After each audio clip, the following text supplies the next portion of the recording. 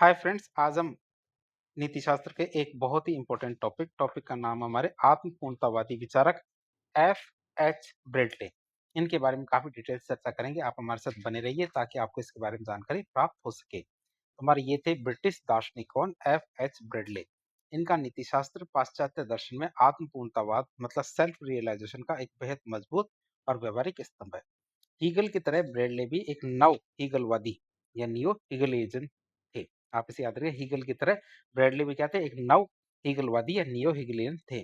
उन्होंने अपनी पुस्तक इथिकल स्टडीज जो उन्होंने 1876 में लिखी थी, उसमें उन्होंने अपने नैतिक विचारों को प्रस्तुत किया था। किसने? ब्रेडले ने। ब्रेडले की बात करें तो ब्रेडले का मुख्य मानना था ये था कि मानव जीवन का परम लक्ष्य अपने वास्तविक स्व, जो ट्रू सेल्फ है, इसको पहचानना और उसकी पूर्णता को प्राप्त करना है। आप इसे याद रखिए। ये ब्रेडले का मानना क्या था? ब्रेडले का मुख्य मानना ये है कि मानव जीवन का परम लक्ष्य अपने वास्तविक स्व मतलब ट्रू सेल्फ को पहचानना और उसकी पूर्णता को प्राप्त करना है। उनके नीति शास्त्र के मुख्य बिंदु की बात करें, क्या उनके नीति शास्त्र के मुख्य बिंदुओं की बात करें तो पहला बिंदु आता आत्मपूर्णता का प्रत्यय, the concept of self realization. तो ब्रेडले के अनुसार नीति शास्त्र का सर्वोच्च बिंदु या सर्वोच्च लक्ष्य या सुमन बॉर्न की बात करें तो ये क्या हमारे आत्मपूर्णता है। तो ब्रेडले के अनुसार नीति शास्त्र का सर्वोच्च लक्ष्य क्या? आत्मपूर्णता है। लेकिन यहाँ आत्म या फिर स्व का अर्थ क्या है? ब्रेडले ने इसे दो भागों में बांट के बताया। तो आत्म मतलब स्व का अर्थ क्या है? तो ब्रेडले ने क्या किया, इसको दो भागों में बांट के समझाया है। बात तो करें, एक स्व होता है निम्न स्व। एक क्या स्व क्या होता है? एक होता है हमारा निम्न स्व। निम्न स्व की बात करें तो ये मनुष्य का वो रूप है जो केवल शारीरिक इच्छाओं, वासनाओं और तात्कालिक सुखों के पीछे भागता है। निम्न स्व की बात करें तो ये मनुष्य का वो रूप होता है जो केवल शारीरिक इच्छाओं, वासनाओं और तात्कालिक सुखों के पीछे भागता है। और ये हमारे खंडित और अशांत होता है। ये मतलब फ्रेगमेंटेड और अशांत होता है। कौन सा? हमारा निम्न स्व या लोअर सेल्फ। दूसरा था हायर या रियल सेल्फ की बात करें, जो उच्च या वास्तविक स्व होता है। तो मनुष्य का तार्किक, सामाजिक और अखंड रूप है। ये हमारे मनुष्य का तार्किक, सामाजिक और अखंड रूप है। बात करें ब्रेडले के मूल मंत्र की, तो ब्रेडले का मूल मंत्र क्या था? अपने वास्तविक स्व को पूर्ण बनाओ। क्या? अपने वास्तविक स्व को पूर्ण बनाओ, ये उनका मूल मंत्र था। आत्मपूर्णता का अर्थ क्या था? कि मनुष्य अपनी तात्कालिक या पशुवत इच्छाओं पर विजय प्राप्त करे और अपनी तार्किक और सामाजिक प्रकृति को पूरी तरह से विकसित करे। यह उनका मूल मंत्र था। फिर उन्होंने एक लेख लिखा था, मेरा स्थान मेरे कर्तव्य। मेरा स्थान मेरे कर्तव्य की बात करें तो ब्रेडले के नीति शास्त्र का सबसे महत्वपूर्ण और व्यवहारिक और प्रसिद्ध सिद्धांत है। ब्रेडले का ऐसा मानना था कि आत्मपूर्णता एकांत या जंगल में प्राप्त नहीं की जा सकती। आत्मपूर्णता क्या एकांत में या फिर जंगल में प्राप्त नहीं की जा सकती। मनुष्य एक सामाजिक प्राणी है और उसका अस्तित्व समाज रूपी शरीर के एक अंग की तरह है। उसका अस्तित्व क्या? हमारे एक समाज रूपी अंग के तरह है। समाज रूपी शरीर के एक अंग की तरह मनुष्य का अस्तित्व होता है। स्थान के निर्धारण की बात करें तो समाज में हर व्यक्ति का एक निश्चित स्थान होता है, हर स्टेशन होता है। आप इसे याद रखेंगे कि समाज में हर व्यक्ति का एक निश्चित स्थान या स्टेशन होता है। कि जैसे कोई शिक्षक है, कोई सैनिक है, कोई माता पिता है, कोई डॉक्टर है, कोई छात्र है। तो प्रत्येक व्यक्ति का क्या एक निश्चित स्थान होता है समाज के अंदर। फिर कर्तव्य के पालन की बात करें, आपका जो स्थान है समाज के प्रति, आपके कर्तव्य भी उसी स्थान के अनुसार तय होते हैं। जिस स्थान पे आप हो समाज में, तो आपके कर्तव्य भी उसी अनुसार तय होंगे। यदि आप एक छात्र हैं तो पूरी निष्ठा से पढ़ना आपका कर्तव्य है। यदि आप लोक सेवक है तो ईमानदारी से जनता की सेवा करना आपका कर्तव्य है। बात करें नैतिकता की सादगी की, तो ब्रेडले कहते हैं कि आम इंसान को किसी जटिल दार्शनिक सिद्धांत को जानने की जरूरत नहीं है। आम इंसान की बात करें तो आम इंसान को क्या किसी जटिल दार्शनिक सिद्धांत को जानने की जरूरत नहीं है। उसे बस अपने सामाजिक पद या स्टेशन को पहचानना है और उसके कर्तव्यों का ईमानदारी से पालन करना है। और इसी में उसकी आत्मपूर्णता छिपी हुई होती है। इसी में क्या उसकी आत्मपूर्णता छिपी हुई होती है। अब ये हमारे कांट और उपयोगितावाद दोनों का खंडन करते हैं। बात करें इनकी, तो ब्रेडले ने अपने समन्वयवादी दृष्टिकोण को सिद्ध करने के लिए अपने समय के दो प्रसिद्ध और सबसे बड़े नैतिक सिद्धांत है उनका खंडन किया। पहला कांट का जो कर्तव्य के लिए कर्तव्य है, ड्यूटी फॉर द ड्यूटी सेक, इसका खंडन किया उन्होंने। तो कांट का नीतिशास्त्र केवल आंतरिक अंतरात्मा की आवाज पे जोर देता है। कांट का नीतिशास्त्र क्या करता है? केवल आंतरिक अंतरात्मा की आवाज पे जोर देता है और समाज को नजरअंदाज कर देता है। क्या करता है? समाज को नजरअंदाज कर देता है।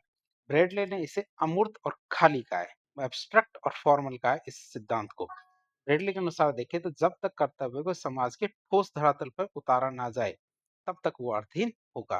जब तक कर्तव्य को क्या समाज के ठोस धरातल मतलब रूप मूर्त रूप से नहीं उतारा जाएगा, जब तक वो अर्थहीन ही रहेगा। फिर उपयोगितावाद की बात करें, उपयोगितावाद के खंडन की। तो उपयोगितावादी जैसे हमारे मिल और बेंथम थे, केवल अधिकतम लोगों के अधिकतम सुख और बाहरी परिणामों को देखते हैं। उपयोगितावादी क्या करते हैं? केवल अधिकतम लोगों के अधिकतम सुख और बाहरी परिणाम को देखते हैं। तो ब्रेडले ने इनकी आलोचना करते हुए कहा कि यह सिद्धांत मनुष्य को केवल इच्छाओं का दास बना देता है। ये सिद्धांत क्या करता है? मनुष्य को उसकी इच्छाओं का दास बना देता है। सुख क्या होता है? नैतिक जीवन का परिणाम हो सकता है। सुख क्या नैतिक जीवन का परिणाम हो सकता है, लेकिन वह नैतिक जीवन का अंतिम लक्ष्य कभी भी नहीं हो सकता। ब्रेडले ने इन दोनों के बीच का एक मध्यम मार्ग चुना। उन्होंने कांट की कर्तव्य की भावना ली और उसे समाज के ठोस कर्तव्यों के साथ जोड़ दिया।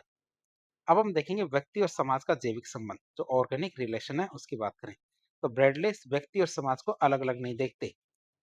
ब्रेडले क्या है? व्यक्ति और समाज को अलग अलग नहीं देखते। वे समाज को एक सावयव मतलब ऑर्गेनिज्म या फिर जीवित शरीर मानते हैं और व्यक्ति को उसकी एक कोशिका या अंग मानते हैं।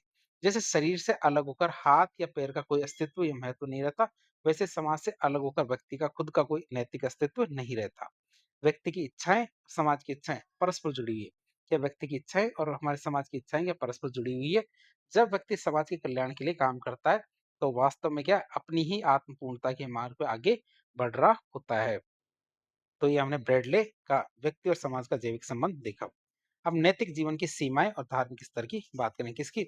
लिमिटेशंस ऑफ मोरालिटी या फिर नैतिक जीवन की सीमाएं और धार्मिक स्तर की बात करें। तो ब्रेडले ये मानते हैं कि मेरा स्थान मेरे कर्तव्य का पालन करने के बाद, कि समाज में उस जिसका जो स्थान है उसी के अनुसार वो कर्तव्य का पालन करे। तो उनका पालन करने के बाद भी नैतिक जीवन में एक आंतरिक अंतर्विरोध बना रहता है, कॉन्ट्राडिक्शन बना रहता है। मनुष्य चाहे कितना भी नैतिक हो जाए, उसके भीतर क्या होना चाहिए और वास्तव में क्या है, इसके बीच का अंतर पूरी तरह से समाप्त नहीं होता। उसके भीतर क्या होना चाहिए और वास्तव में क्या है, इनके बीच का अंतर पूरी तरह से समाप्त नहीं होता। वह पूर्ण रूप से दोष मुक्त नहीं हो पाता। वो क्या पूर्ण रूप से दोष मुक्त नहीं हो पाता। और इस अंतर्विरोध को दूर करने के लिए ब्रेडले नैतिक जीवन से ऊपर उठकर धार्मिक जीवन में प्रवेश करने की बात करते हैं।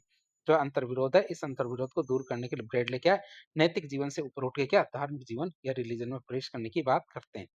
धर्म के स्तर पर पहुंच के क्या धर्म के स्तर पर पहुंच के ईश्वर के साथ जो हमारे ओननेस मतलब तादात्म्य में स्थापित करते ही मनुष्य का स्वयं पूरी तरह से पूर्ण हो जाता है और सभी के सभी जो अंतर्विरोध है, कॉन्ट्रडिक्शन है, वो शांत हो जाएंगे। अब बात करें ओवरऑल, देखें ब्रेडले के नीति शास्त्र का सार देखें, समरी देखें। तो ब्रेडले का आत्मपूर्णतावाद एक बेहद संतुलित दर्शन है, जो हमें क्या सिखाता है? जो हमें सिखाता है कि जीवन का चरम लक्ष्य स्वयं की तार्किक और सर्वोत्तम क्षमताओं को प्रकट करना मतलब सेल्फ रियलाइजेशन होता है। ये पूर्णता समाज में अपनी भूमिका और कर्तव्य को ईमानदारी से निभाने से ही संभव है। ये पूर्णता कैसे आएगी? समाज में अपनी भूमिका को पहचानने और कर्तव्य को ईमानदारी से निभाने से ही आएगी, मतलब माई स्टेशन एंड इट्स ड्यूटी से ही आएगी। व्यक्ति का कल्याण समाज के कल्याण से अलग नहीं है, दोनों एक दूसरे के पूरक है। तो इस प्रकार आज एक लेक्चर के जरिए हमने ब्रेडले के जो विचार है उनको जानने की कोशिश की। तो इस प्रकार के इन्फॉर्मेटिव वीडियो देखने के लिए हमारे चैनल से जुड़े। वीडियो यदि पसंद आता तो वीडियो को लाइक करें, चैनल को सब्सक्राइब करें, अपने दोस्तों के साथ शेयर करें। धन्यवाद।